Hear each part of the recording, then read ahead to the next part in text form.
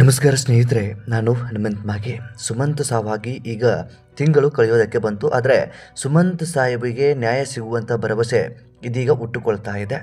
ಸುಮಂತ್ ಸಾವಿಗೆ ಸಂಬಂಧಪಟ್ಟ ಹಾಗೆ ಒಬ್ಬ ವ್ಯಕ್ತಿಯ ಮೇಲೆ ಅನುಮಾನ ಅಂಥದ್ದೆಲ್ಲವೂ ಕೂಡ ಹುಟ್ಟಿಕೊಂಡಿರ್ತಕ್ಕಂಥದ್ದು. ಒಬ್ಬ ಪ್ರತ್ಯಕ್ಷದರ್ಶಿಯು ಕೂಡ ಈಗ ಸಿಕ್ಕಿಬಿಟ್ಟಿದ್ದಾರೆ ಅನ್ನೋ ರೀತಿ ಮಾಹಿತಿಗಳು ಕೂಡ ಸದ್ದು ಮಾಡ್ತಾ ಇದ್ದಾವೆ.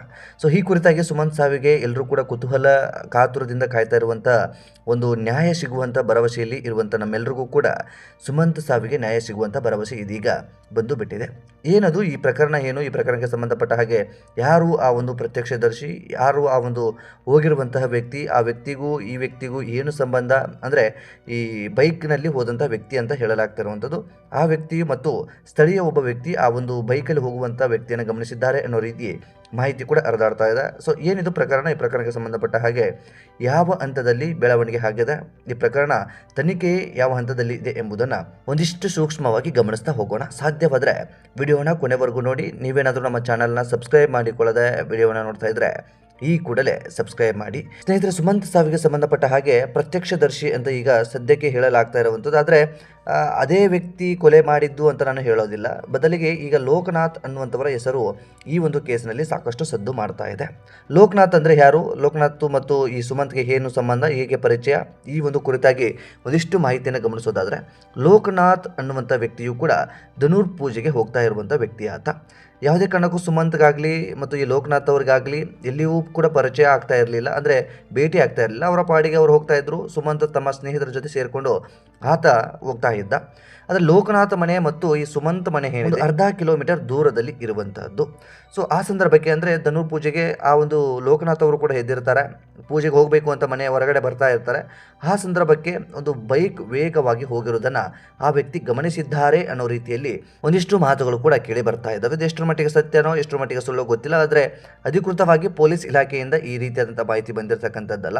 ಇನ್ನು ಲೋಕನಾಥ್ ಅವರಿಗೆ ಪೊಲೀಸ್ನವರು ಕೂಡ ಒಂದಿಷ್ಟು ರಿಸ್ಟ್ರಿಕ್ಷನ್ಸನ್ನು ಹಾಕಿಬಿಟ್ಟಿದ್ದಾರೆ. ಅಂದರೆ ಮಾಧ್ಯಮದವರ ಜೊತೆ ಬೈಟ್ಗಳನ್ನು ಕೊಡಬಾರ್ದು, ಯಾವುದೇ ರೀತಿಯಾಗಿ ಮಾಹಿತಿನ ಹೊರಗಡೆ ಬಿಡಬಾರ್ದು. ಸೊ ಈ ರೀತಿಯಾಗಿ ಒಂದಿಷ್ಟು ರೂಲ್ಸ್ಗಳನ್ನು, ಒಂದಿಷ್ಟು ರಿಸ್ಟ್ರಿಕ್ಷನ್ಗಳನ್ನು ಪೊಲೀಸರು ಲೋಕನಾಥ್ಗೆ ನೀಡಿದ್ದಾರೆ ಅನ್ನೋ ರೀತಿಯಲ್ಲಿ ಸುದ್ದಿಯು ಕೂಡ ಆಗ್ತಾ ಇರುವಂಥದ್ದು. ಸೊ ಲೋಕನಾಥ್ ಅವರು ಕೂಡ ಧನು ಪೂಜೆಗೆ ಹೋಗಬೇಕಾದಂಥ ಸಂದರ್ಭ, ಆ ಸಂದರ್ಭದಲ್ಲಿ ಆಗಷ್ಟೇ ಫ್ರೆಶ್ ಅಪ್ ಆಗಿ ಹೊರಗಡೆ ಬಂದು ನಿಂತ್ಕೊಂಡಿರ್ತಾರೆ. ಆ ಸಂದರ್ಭಕ್ಕೆ ಒಂದು ವೇಗವಾಗಿ ಬೈಕ್ ಹೋಗಿಬಿಡುತ್ತೆ. ಸೊ ಬೈಕ್ ಹೋಗಬೇಕಾದಂಥ ಸಂದರ್ಭದಲ್ಲಿ ಬೈಕಿಗೆ ಯಾವುದೇ ರೀತಿಯಾದಂಥ ನಂಬರ್ ಪ್ಲೇಟ್ ಕೂಡ ಇರೋದಿಲ್ಲ. ಆ ಬೈಕ್ ಓಡಿಸುವಂಥ ವ್ಯಕ್ತಿಯೂ ಕೂಡ ಯಾರು ಅನ್ನೋದು ಕೂಡ ಗೊತ್ತಾಗೋದಿಲ್ಲ, ನಿಗೂಢವಾಗಿ ಇರುತ್ತೆ. ಸೊ ಸ್ಪಷ್ಟವಾಗಿ ಗುರುತು ಹಿಡಿಯೋದಕ್ಕೂ ಕೂಡ ಆ ಒಂದು ಲೋಕನಾಥ್ ಅವರಿಗೆ ಆಗಿರೋದಿಲ್ಲ. ಇನ್ನು ಆ ಒಂದು ಬೈಕಿನ ಲೈಟ್ ಏನಿರುತ್ತೆ, ಆ ಲೈಟ್ ತುಂಬ ಫೋರ್ಸಲ್ಲಿ ಇರುತ್ತೆ, ಅಂದರೆ ಬೈಕ್ನ ಲೈಟ್ ತುಂಬ ಫೋಕಸಲ್ಲಿ ಇರುತ್ತೆ. ಹಾಗಾಗಿ ಸ್ಪಷ್ಟವಾಗಿ ಯಾರು ಅನ್ನೋದು ಕೂಡ ಗೊತ್ತಾಗೋದಿಲ್ಲ. ಮತ್ತು ಯಾರೋ ಒಬ್ಬರು 5 ಗಂಟೆ ಆಸುಪಾಸು ಅಲ್ವಾ, ಯಾರೋ ಓಡಾಡ್ತಿರಬಹುದು ಅನ್ನೋ ರೀತಿಯಲ್ಲಿ ಭಾವಿಸಿ ಲೋಕನಾಥ್ ಅವರು ಸುಮ್ಮನಾಗಿ ಬಿಟ್ಟಿರ್ತಾರಂತೆ. ಸೊ ಆ ಒಂದು ಸಂದರ್ಭದಲ್ಲಿ ಅವರಿಗೆ ಏನೂ ಕೂಡ ಗೊತ್ತಾಗೋದಿಲ್ಲ. ತಾವು ಸ್ಪಷ್ಟವಾಗಿ ಧನು ಪೂಜೆಗೆ ಹೇಗೆ ಹೋಗಬೇಕು ಆ ರೀತಿಯಾಗಿ ಹೋಗಿಬಿಡ್ತಾರೆ. ಧನು ಪೂಜೆ ಮುಗಿಸ್ಕೊಂಡು ಬರ್ತಾರೆ. ಧನು ಪೂಜೆ ಮುಗಿಸ್ಕೊಂಡು ಬಂದಾದ ಬಳಿಕ ಸುಮಂತ್ ಕಾಣೆ ಆಗಿರುವಂಥ ವಿಚಾರ ಗೊತ್ತಾಗುತ್ತೆ.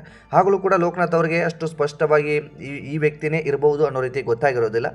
ಆದರೆ ದಿನಗಳು ಕಳೀತಾ ಇದ್ದ ಹಾಗೆ ಲೋಕನಾಥ್ ಅವರಿಗೆ ಈ ವಿಷಯ ಗೊತ್ತಾಗಬಿಡುತ್ತಂತೆ. ಅಂದರೆ ಆ ಸಂದರ್ಭಕ್ಕೆ ಒಬ್ಬ ವ್ಯಕ್ತಿ ಹೋಗಿದ್ದ, ಆ ವ್ಯಕ್ತಿ ಯಾರು ಅನ್ನೋದು ಕೂಡ ಗೊತ್ತಾಗಿರೋದಿಲ್ಲ. ಸೊ ಪೊಲೀಸ್ ತನಿಖೆಯನ್ನು ಮಾಡಬೇಕಾದಂಥ ಸಂದರ್ಭದಲ್ಲಿ, ಸುತ್ತಮುತ್ತಲಿನ CCTV ಪರಿಶೀಲನೆ ಮಾಡಿದಂಥ ಸಂದರ್ಭದಲ್ಲಿ ಆ ಸಂದರ್ಭಕ್ಕೆ ಹೋಗಿರುವಂಥ ವ್ಯಕ್ತಿ ಯಾರು ಅನ್ನೋದನ್ನು ಲೋಕನಾಥ್ ಅವರು ಗಮನಿಸೋದಕ್ಕೆ ಹೋಗ್ತಾರೆ. ಆದರೆ ಯಾವುದೇ ಕಾರಣಕ್ಕೂ ಸ್ಪಷ್ಟವಾಗಿ ಗೊತ್ತಾಗೋದಿಲ್ಲ. ಜೊತೆಗೆ ಆ ಸಂದರ್ಭದಲ್ಲಿ ಬೈಕು ಕೂಡ ಹೋಗಿರುವುದನ್ನು ಗಮನಿಸಿರ್ತಾರೆ. ಆ ಬೈಕ್ನ ಈ ಹಿಂದೆಯೂ ಕೂಡ ಆ ಸಂದರ್ಭಕ್ಕೆ ಅಥವಾ ಅವರು ಯಾವುದೇ ರೀತಿಯಾಗಿ ಅವರ ಗಮನಕ್ಕೆ ಆ ರೀತಿಯಾದಂಥ ಬೈಕ್ ಬಂದಿರಲಿಲ್ಲ ಅನ್ನೋದು ಮೇಲ್ನೋಟಕ್ಕೆ ಕಾಣಿಸ್ತಾ ಇರುವಂಥದ್ದು. ಸುಮಂತ್ ತಂದೆ ಏನಿದ್ದಾರೆ ಅವರ ಬಳಿ ಒಂದಿಷ್ಟು ಮಾಹಿತಿಯನ್ನು ಹಂಚಿಕೊಂಡಿದ್ದಾರೆ ಅನ್ನೋ ರೀತಿಯಾಗಿ ಸುದ್ದಿಗಳು ಕೂಡ ಕೇಳಿ ಬರ್ತಾ ಇರುವಂಥದ್ದು.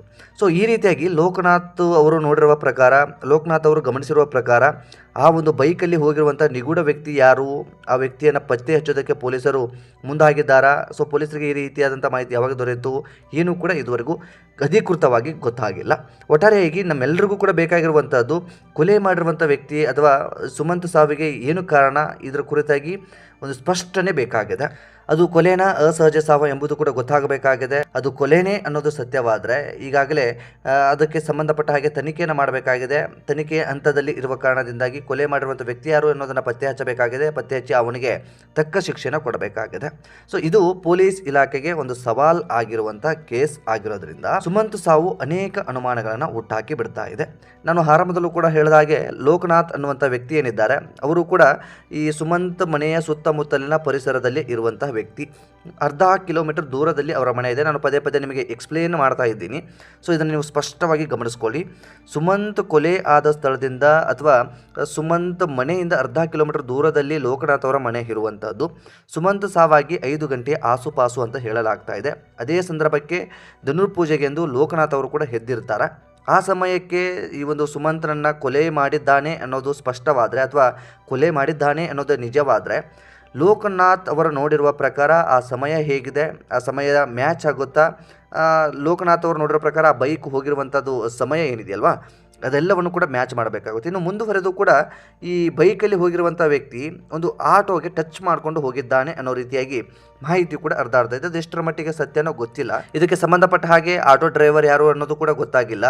ಆಟೋ ಡ್ರೈವರ್ ಹೇಳಿದ್ದಾನೆ ಅನ್ನೋ ರೀತಿಯಲ್ಲಿ ಒಂದಿಷ್ಟು ಮಾಹಿತಿ ಕೂಡ ಸದ್ದು ಮಾಡ್ತಾ ಇದ್ದದ್ದು. ಏನು ಅಂತಂದರೆ, ಆತನ ಕೈಯಲ್ಲಿ ಒಂದು ರಾಡ್ ರೀತಿಯಲ್ಲಿ ಇತ್ತು. ಅದು ಕೂಡ ನನ್ನ ಆಟೋಗೆ ಟಚ್ ಆಗಿದೆ ಅನ್ನೋ ರೀತಿಯಾಗಿ ಆಟೋ ಡ್ರೈವರ್ ಹೇಳಿದ್ದಾನೆ ಅನ್ನೋ ರೀತಿಯಾಗಿ ಮಾಹಿತಿ ಕೂಡ ಸದ್ದು ಮಾಡ್ತಾ ಇದೆ.